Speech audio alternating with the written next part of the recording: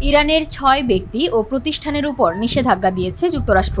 দেশটির পারমাণবিক কর্মসূচি তদারকি ও পরিচালনার সঙ্গে জড়িত এসব ব্যক্তি প্রতিষ্ঠানের উপর এই নিষেধাজ্ঞা আরোপ করা হয়েছে। মার্কিন পররাষ্ট্র দপ্তরের এক বিবৃতিতে বলা হয়েছে, ইরানের পারমাণবিক কর্মসূচি তদারকি ও পরিচালনার সঙ্গে জড়িত গুরুত্বপূর্ণ সংস্থাগুলোর সহায়তাকারী হিসেবে চিহ্নিত ৫টি প্রতিষ্ঠান ও একজন ব্যক্তির উপর নিষেধাজ্ঞা জারি করেছে যুক্তরাষ্ট্র। নিষেধাজ্ঞাগুলো মূলত ইরানের পরমাণু শক্তি সংস্থা এবং এর অধীনস্থ ইরান সেন্ট্রিফিউজ টেকনোলজি কোম্পানিকে লক্ষ্য করে দেওয়া হয়েছে।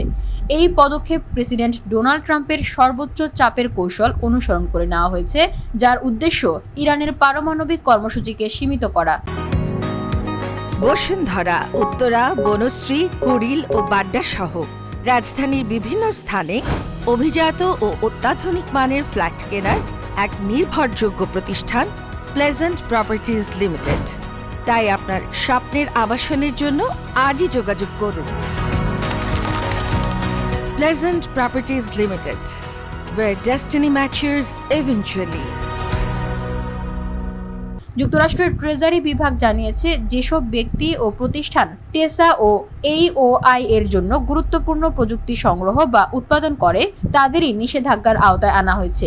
এক বিবৃতিতে বলা হয়, যুক্তরাষ্ট্র ইরানের পারমাণবিক কর্মসূচিকে সমর্থন দেওয়ার জন্য দায়ী ব্যক্তিদের জবাবদিহিতার আওতায় আনতে প্রতিশ্রুতিবদ্ধ, যার মধ্যে রয়েছে তাদের স্পর্শকাতর ইউরেনিয়াম সমৃদ্ধকরণ কার্যক্রমও। মার্কিন নিষেধাজ্ঞার ফলে এসব প্রতিষ্ঠানের যুক্তরাষ্ট্রে থাকা সম্পদ ও ব্যাংক অ্যাকাউন্ট ব্লক করে দেওয়া হবে, ফলে তারা আমেরিকায় কোনো ব্যবসা পরিচালনা করতে পারবেন না। VOD Bangla news desk.